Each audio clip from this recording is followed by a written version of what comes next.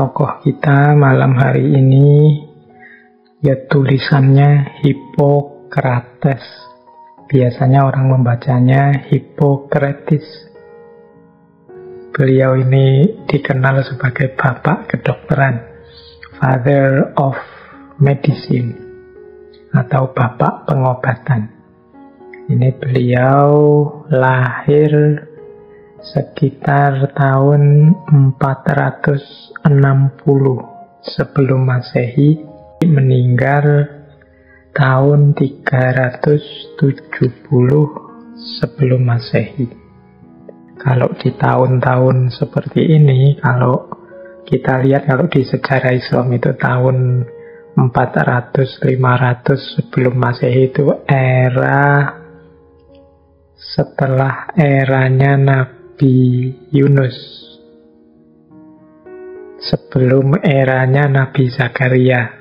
Nabi Yunus itu 800-700 sebelum Masehi. Nanti kalau Nabi Zakaria itu sekitar 90 sebelum Masehi. Berarti era Yunani ini kan sekitar abad ke-6 sebelum Masehi mengalami puncak-puncaknya 456. Nah, itu era di antara dua nabi ini kalau kita jejerkan sejarahnya nabi-nabi ya. Beliau ini dikenal sangat ahli di bidang kedokteran. Beliau ini belajar kedokteran di daerahnya sendiri. Daerah beliau namanya daerah Kos. Saya tidak tahu kok namanya Kos ya. Mungkin memang kalau Kos itu kalau di kita kan artinya golongan yang kontrak dan kawan-kawan itu. Tapi kalau di pulau di Yunani ini, Kos ini salah satu pulau yang mungkin dekat dengan daerah Turki. Nah, Hippocrates ini lahir di sana tahun 460 sebelum Masehi. Beliau punya banyak sekali tulisan-tulisan yang nanti dikumpulkan dengan judul Corpus Hippocraticum. Ini catatan-catatan luar biasa dari Hippocrates. Di situ ditemukan banyak sekali wawasan-wawasan tentang penyakit dan pengobatan. Beliau ini memang dikenal sebagai dokter yang luar biasa.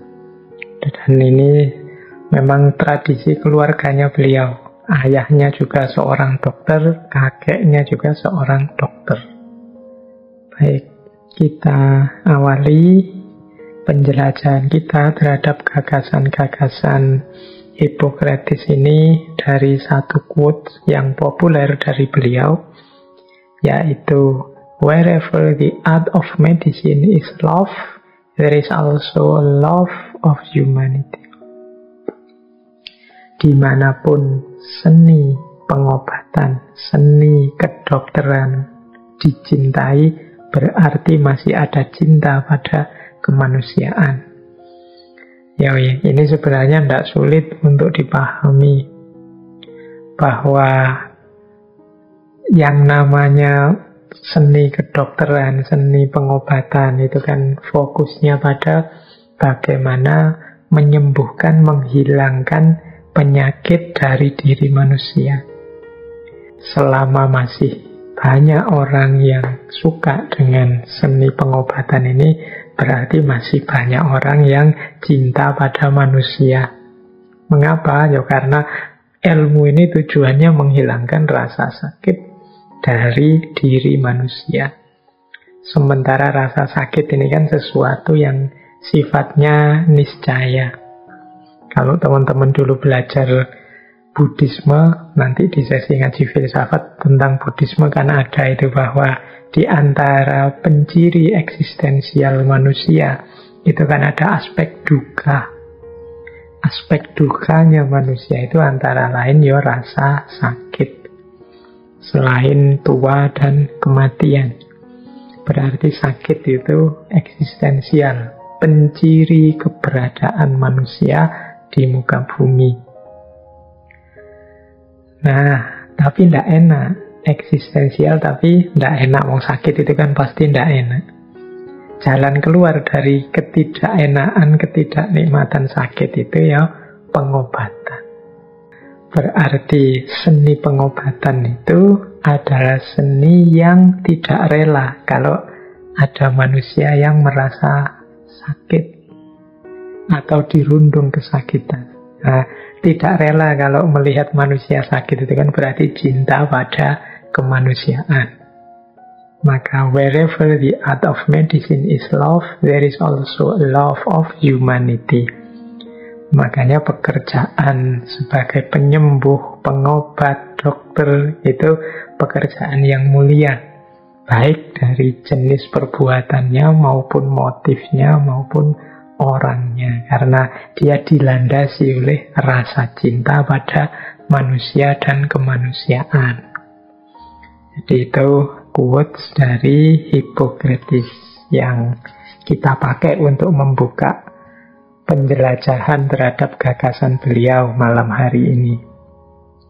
Baik, kita awali dari gagasan awal yang populer sekali dari beliau, yaitu proyek kedokterannya. Mengapa sih Hippocrates itu begitu bersemangat untuk menggali, mengembangkan ilmu kedokteran? Selain karena tadi cinta pada kemanusiaan, karena secara historis ternyata Hippocrates ini melihat masyarakatnya. Jadi di era abad ke-5 sebelum Masehi itu, Hippocrates ini melihat masyarakat ini loh. Kalau ada orang terkena penyakit, kalau ada orang sakit, selalu ditafsirkan ini sebagai hukuman, ini sebagai siksaan dari Tuhan atau dewa pada dia, orang yang sakit ini. Nah, ini dikritik oleh Hippocrates. Jadi kok bisa ya masyarakat itu setiap kali ada wabah, ada musibah, ada bencana, selalu saja ditafsirkan ini sebagai hukuman dari Tuhan karena nakalnya manusia atau rusaknya manusia. Ya mungkin bisa juga kalau konteksnya teologi tafsirnya ke situ, tapi yang diprihatinkan Hippocrates itu bukan itunya. Ketika orang menafsir seperti ini, biasanya kan kemudian yang muncul bukan upaya-upaya bagaimana jalan keluar pengobatannya. Kalau kemudian disandarkan, ditempelkan langsung kepada Tuhan, apalagi dalam bentuk hukuman, akhirnya kan melihat orang sakit itu sebagai sesuatu yang negatif, layak dicela. Jadi kalau ada orang sakit, wah ini kemarin dosa apa dia itu. Kalau ada orang dapat musibah, kita mikirnya wah orang ini punya salah apa sehingga oleh Tuhan dihukum seperti itu. Jadi Hippocrates dikenal dia tidak mau membaca fenomena rasa sakit, gangguan mental dan lain sebagainya itu sebagai bentuk hukuman dari Tuhan. Dari situ nanti beliau memisahkan ilmu medis dari ilmu magis atau takhayul. Ya, sakit itu ada sebab-sebab naturalnya, bisa ditelusuri akarnya. Sehingga kalau ujuk-ujuk kita arahkan kepada Tuhan, ini bisa mengurangi semangat kita untuk menggali lebih jauh aspek-aspek medis, unsur-unsur alamiah yang dilanggar oleh orang ini sehingga dia bisa terjangkit satu penyakit. Jadi Hippocrates ini dikenal kritis terhadap takhayul dan magis. Saya tidak nyarani, tapi kemarin-kemarin kan banyak orang yang cara berpikirnya seperti ini. Jadi serba negatif ketika ada seseorang mendapatkan ujian dari Tuhan dalam bentuk penyakit atau dalam bentuk kesulitan hidup. Seolah-olah kesulitan yang dia alami atau sakit yang dia rasakan, itu pasti hukuman dari Tuhan atas kesalahan-kesalahan yang dia lakukan sebelumnya.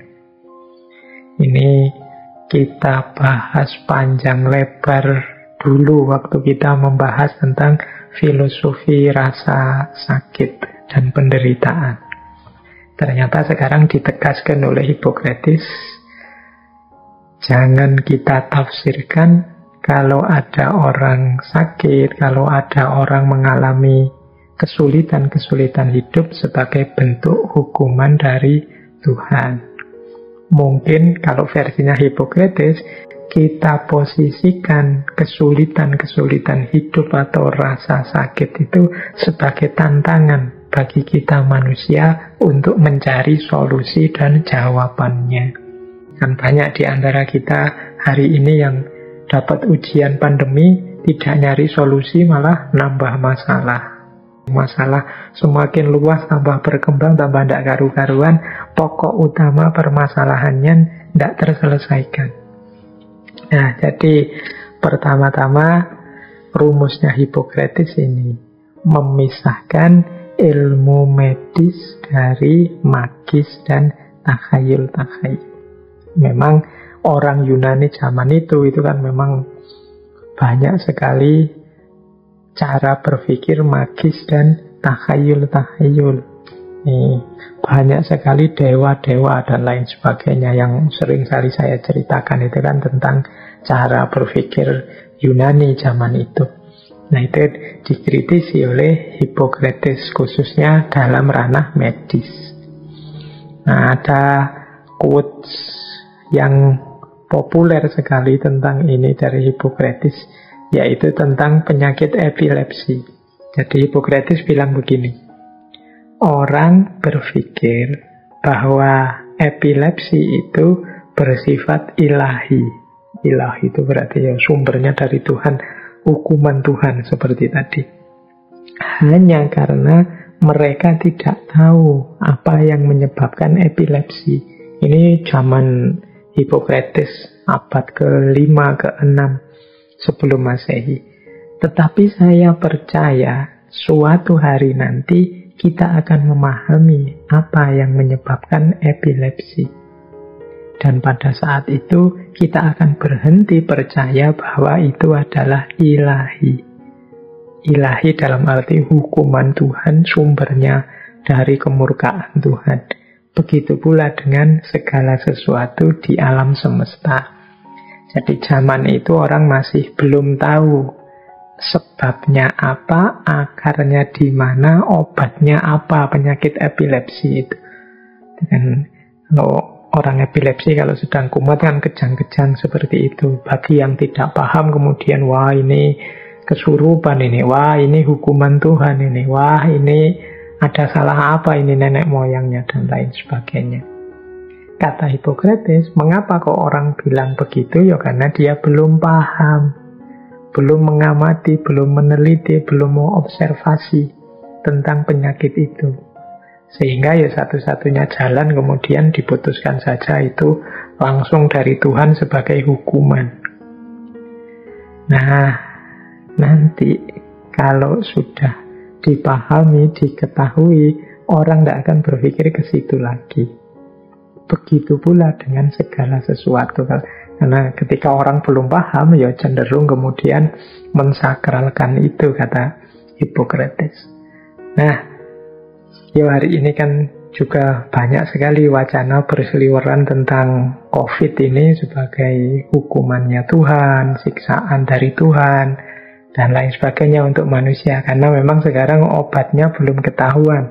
Bahkan vaksinnya pun masih ditunggu-tunggu ya efektif benar apa tidak. Bisa mengatasi terkontaminasi oleh virus COVID tadi. Nanti kalau mungkin saya tidak tahu 3, 4, 5 tahun lagi atau kapan, obatnya sudah ketemu, akarnya ketemu, cara mengatasi menangkalnya ketemu, ya orang biasanya tidak banyak lagi sibuk mengait-ngaitkan penyakit itu sebagai hukuman Tuhan dan lain sebagainya. Sama seperti fenomena epilepsi zaman Hippocrates tadi. Jadi Ini gayanya Hippocrates, karena punya cara pandang seperti ini, beliau akhirnya semangat sekali untuk mengembangkan ilmu kedokteran, mencari dan meneliti berbagai jenis penyakit. Nah, ada kalimat yang saya suka selanjutnya dari beliau. There are in fact two things, science and opinion. The former begets knowledge, the latter ignorance. Sebenarnya ada dua hal, yaitu sains dan opini. Yang pertama melahirkan pengetahuan, yang terakhir melahirkan ketidaktahuan. Ini penting, kalau di dunia medis harus dibedakan mana sains, mana opini. Kalau sains itu kan parameter-parameternya jelas, ukuran-ukurannya jelas, objektivitas universalnya jelas, itu sains. Kalau opini itu ya versi-versi sesuai yang punya pendapat, punya pandangan. Kalau sains sifatnya universal, kalau opini sifatnya subjektif. Sesuai yang ngomong, sesuai yang bicara, sesuai pikirannya yang menyampaikan. Itu opini. Tidak melalui proses observasi, penelitian, pengamatan yang serius. Pokoknya asal komen gitu aja, itu kan namanya opini. Nah, kalau bisa ya peradaban kita ini peradaban sains. Tapi hari ini kan rasanya dengan berkembangnya era digital, dengan media sosial yang gegap gempita luar biasa, itu peradaban kita rasanya kok geser. Bukan peradaban sains, tapi peradaban opini. Yang terjadi adalah perang opini, perang pendapat-pendapat, versi-versi yang subjektif. Padahal katanya Hippocrates, ya kalau sains melahirkan pengetahuan, tapi kalau hanya opini melahirkan ignorance. Ignorance itu bisa diartikan ketidaktahuan, ketidakpastian.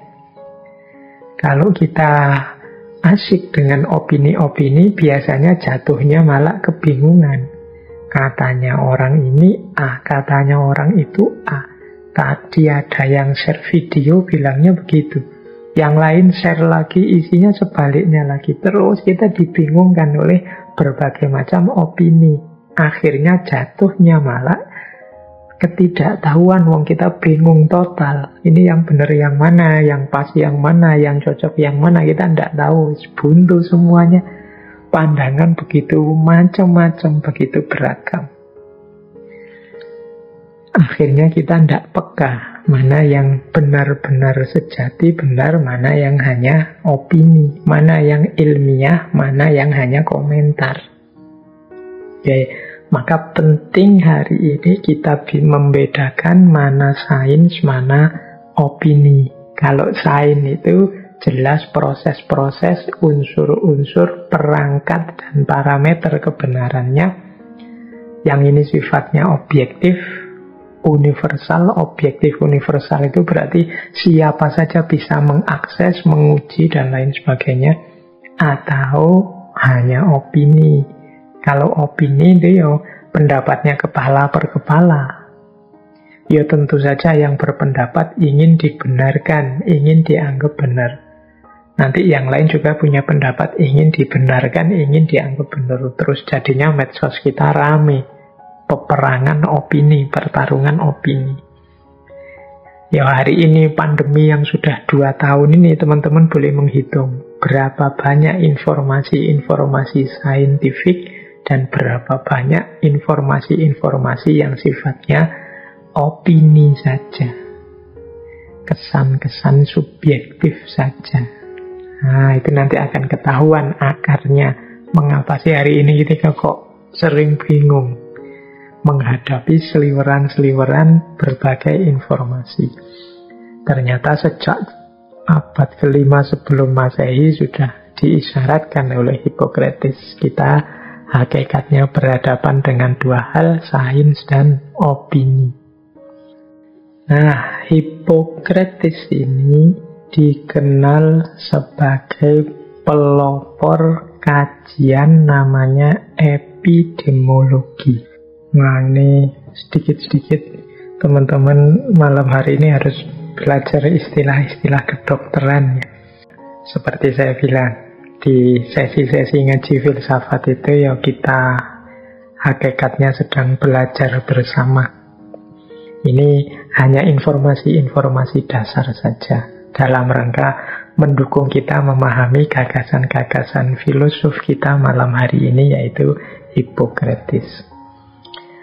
Nah, beliau ini dikenal sebagai pelopor kajian, selain tokoh dokter dan pengobatan, beliau ini pelopor kajian epidemiologi.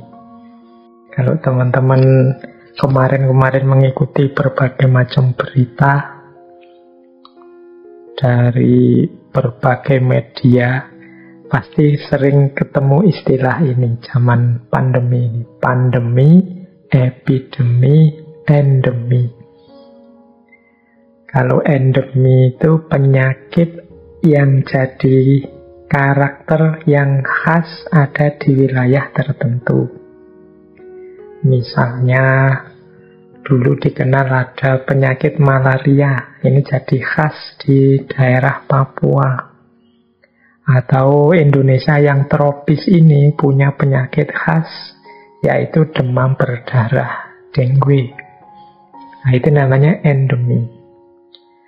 Nah, kalau penyakit yang jadi endemi, jadi sebenarnya khas di wilayah tertentu ini menyebar kemana-mana sampai ke wilayah-wilayah yang lain, ke negara-negara, daerah-daerah yang lain, dan mempengaruhi penduduk di daerah yang lain, itu nanti disebut sebagai epidemi. Epidemi itu misalnya dulu ada flu burung, yang masuk ke Indonesia, atau mungkin virus-virus penyakit apa yang populer kemudian masuk ke Indonesia, epidemi. Nah, kalau penyebarannya kemudian sangat massal, di mana-mana di seluruh dunia terkena, nah ini kemudian kita sebut sebagai pandemi. Seperti COVID hari ini kita menyebutnya pandemi. Jadi ada endemi, ada epidemi, ada pandemi. Ini kalau teman-teman kedokteran ya mestinya wis hafal. Saya ndak boleh menjelaskan seperti ini, wong bukan bidangnya. Tapi ini untuk informasi dasar saja bagi teman-teman yang belum tahu. Nah, Hippocrates ini dikenal ahli epidemiologi. Berarti fokusnya mengkaji, menganalisis tentang bagaimana penyebaran, bagaimana pola-pola penularan, bagaimana kondisi-kondisi menyebarnya satu penyakit pada daerah tertentu atau populasi tertentu. Ini namanya epidemiologi. Nah, nanti Hippocrates ini menulis buku tentang epidemi itu. Setidaknya ada 2 buku yang terkenal sekali, yang terjemahannya judulnya Epidemic dan On Air, Waters and Places. Nah, ini ya kalau hari ini mungkin apalagi teman-teman yang belajar kedokteran itu wawasan-wawasan seperti ini biasa, tapi abad ke-5 sebelum Masehi itu pastinya juga luar biasa. Ada satu asumsi teoritis yang terkenal sekali dari Hippocrates yang sampai hari ini mungkin masih dikembangkan, yaitu bahwa penyakit itu terjadi ketika ada interaksi antara host, agent, dan environment.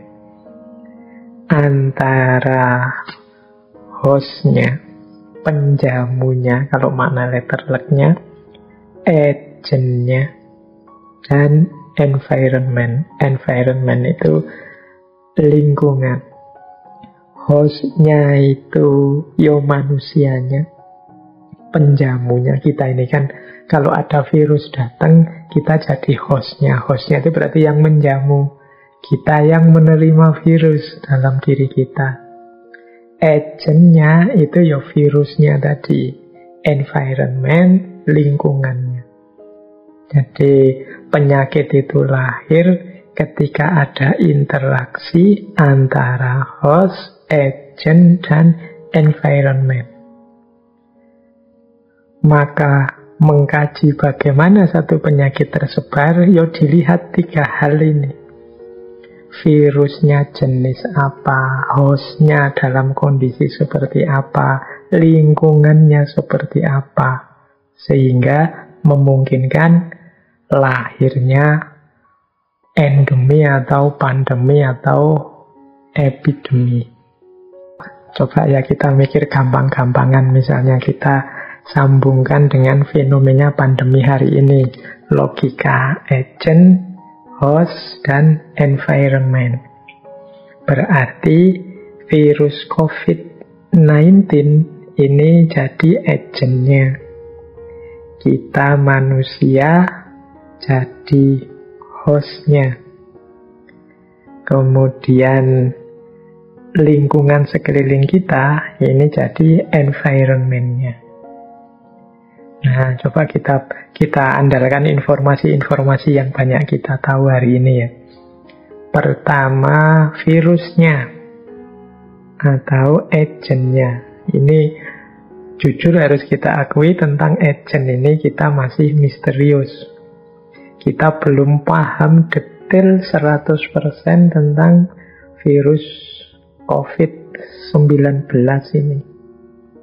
Bahkan kita baru mulai paham sedikit, dia sudah bermutasi. Makanya sampai hari ini masih debatable. Belum ketemu obatnya. Kita masih melakukan inovasi-inovasi. Nah, itu virusnya. Berarti hari ini kenapa kok nggak beres-beres ini pandemi? Loh, memang virusnya belum dipahami secara detail, secara dalam. Kemudian manusianya.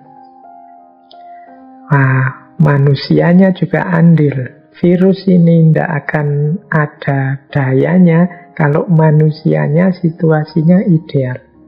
Tapi kalau manusianya rentan, misalnya manusia yang mungkin punya banyak penyakit dalam dirinya, hari ini kita menyebutnya komorbid, atau yang kekebalannya menurun, imunitasnya menurun, atau perilakunya mungkin tidak pernah olahraga, tidak pernah kena sinar matahari, ngerokok tidak berhenti-berhenti, makanannya bukan makanan yang sehat sehingga imunitasnya turun. Wah, ini penjamu yang ideal bagi agen virus COVID-19 tadi. Lingkungan juga mendukung. Lingkungan itu mendukung suksesnya virus, suksesnya agen masuk dalam diri penjamunya.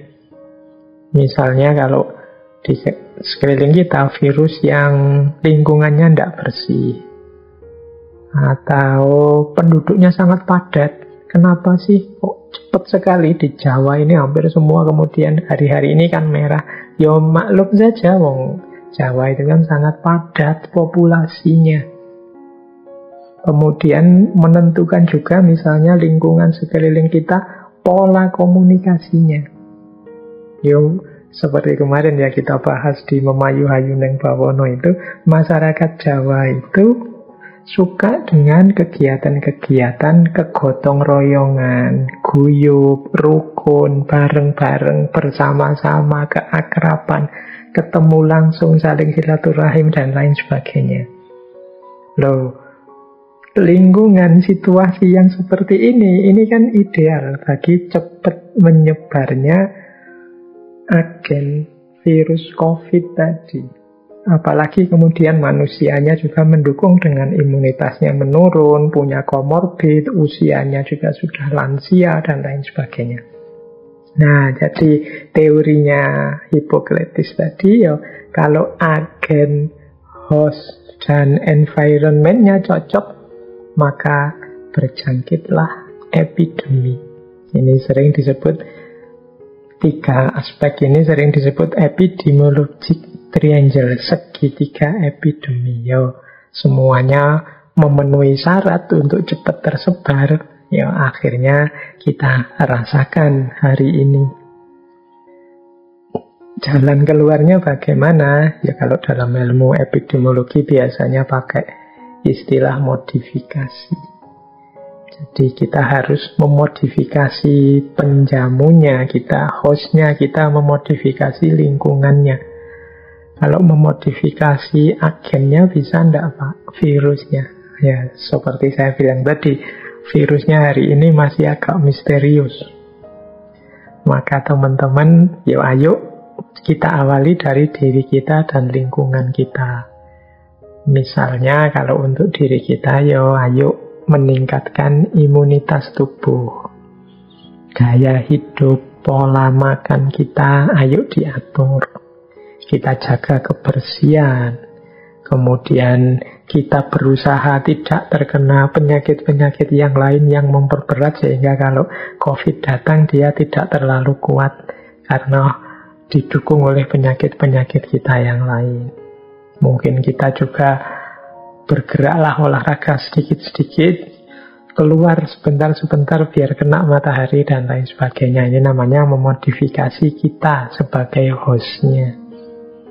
Memodifikasi lingkungan juga begitu. Misalnya kebersihan sekeliling kita atur, meminimalkan kontak kita dengan orang-orang sekeliling kita. Kita memonitor orang-orang yang mungkin terinfeksi oleh virus ini, mobilitasnya. Semoga mereka-mereka ini tidak keluar kemana-mana, harus melakukan isolasi dan lain sebagainya. Ini namanya memodifikasi lingkungan. Jadi ini yang berhubungan dengan epidemiologi. Dan pelopornya adalah Hippocrates. Ini tugasnya teman-teman dari bidang kedokteran untuk melakukan berijtihad di ranah epidemiologi ini. Bagaimana cara berinteraksi dengan virus yang ideal, yang tidak menyusahkan kita sebagai manusia dan mengacaukan peradaban kita hari ini. Ini salah satu contoh. Ini sejak 5 abad sebelum Masehi sudah disemangati oleh Hippocrates dengan tulisan-tulisan beliau. Ini contoh karya beliau, sumbangan beliau bagi dunia kedokteran. Ada lagi misalnya teori kontribusi beliau yang populer juga, yaitu teori clinical observation. Clinical observation itu bagaimana observasi secara klinis. Di dokter itu kan kalau ada pasien membawa penyakit apa, mengadukan sakitnya, itu kan tidak ujuk-ujuk diberi obat. Datang kemudian tiba-tiba saja dibuatkan resep, kan tidak begitu. Nah, itu observasi klinis itu, ini dari Hippocrates. Kalau yang di dunia kedokteran hari ini saya tidak tahu, tapi ini dari tulisannya Hippocrates. Observasi klinis itu ada diagnosis, prognosis, observation, baru treatment. Diagnosis itu dokternya menguji, mempelajari gejala-gejala yang dirasakan oleh pasiennya. Melihat apa yang tidak normal dari pasienku ini, apa yang menyimpang dari yang seharusnya. Itu namanya diagnosis. Jadi dicari keluhannya apa, gejala-gejala yang muncul apa. Makanya teman-teman, ya kalau ke dokter ceritakanlah semuanya. Apa yang dirasakan, apa yang dialami apa yang digelisahkan, biar dokternya tahu, biar tepat diagnosisnya. Kalau hari ini ya mungkin diagnosis ini bisa lebih mudah karena sudah sangat banyak alat-alat kedokteran masa kini, alat-alat kedokteran kontemporer yang sudah sangat canggih. Apa saja bisa diukur dan ada alatnya. Mengurangi meringankan upaya dokter untuk menebak atau mendiagnosis penyakitnya. Kalau zaman dulu, termasuk zamannya Hippocrates ini, itu ya harus lebih serius observasinya, harus lebih banyak mencari data-data dari pasiennya, mungkin dengan ngobrolan dan wawancara dan observasi yang lebih panjang. Kalau hari ini kan tinggal pasiennya berangkat ke lab, kemudian ngukur, kemudian ngecek apa yang perlu dicek, jadi bahan yang valid untuk dokternya. Kalau zaman dulu tidak. Zaman dulu sebelum ada banyak alat seperti sekarang yang mestinya lebih sulit. Kemudian prognosis. Prognosis itu setelah tahu gejala-gejalanya, mana yang menyimpang, mana yang tidak normal, nah dokter melakukan prognosis. Prognosis itu melakukan prediksi kemungkinan-kemungkinan yang bisa terjadi. Oh, sampean ini mengalami ini, ada masalah di sini. Kalau dibiarkan saja, akibatnya ini. Paling akhir bisa sampai segini loh akibatnya. Kalau melakukan ini, sampean akan merasakan ini. Ini namanya prognosis. Boleh makan ini, boleh makan itu. Jangan makan ini dulu karena itu namanya prognosis. Kalau banyak makan ini nanti tambah berat. Kalau tambah berat bisa pecah ini pembuluh darahnya misalnya. Itu namanya prognosis. Prediksi. Nah, kalau diagnosisnya tepat kan prediksinya bisa tepat. Tapi kalau diagnosisnya meleset, mungkin teman-teman malu cerita sama dokternya, malu cerita penyakitnya, ya prognosisnya jadinya tidak cocok. Kemudian observasi. Observasi itu dokternya melakukan pengamatan lebih dalam terhadap gejala-gejala tadi, membandingkan perkembangan penyakit ini mungkin dibandingkan dengan penyakit-penyakit yang sama yang terjadi sebelumnya. Itu namanya melakukan observasi, pengamatan lebih lanjut terhadap perkembangan penyakit itu.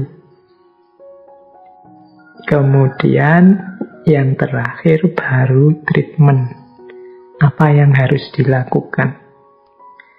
Obat apa yang harus diberikan? Jalan keluar apa yang harus dijalankan oleh pasien ini? Ini namanya treatment sudah. Nah, ini cara berpikir seperti ini salah satu sumbangan dari Hippocrates. Ya mungkin dokter-dokter sebelum Hippocrates sudah melakukan seperti ini, tapi Hippocrates menteorikannya, menuliskannya, sehingga jadi bekal yang luar biasa untuk para dokter selanjutnya. Jadi selain epidemiologi tadi, beliau juga menunjukkan pada para dokter untuk melakukan clinical observation, observasi klinis. Nah, semoga jadi info baru ya buat teman-teman. Sekarang ngerti bedanya diagnosis, prognosis, observation, dan treatment.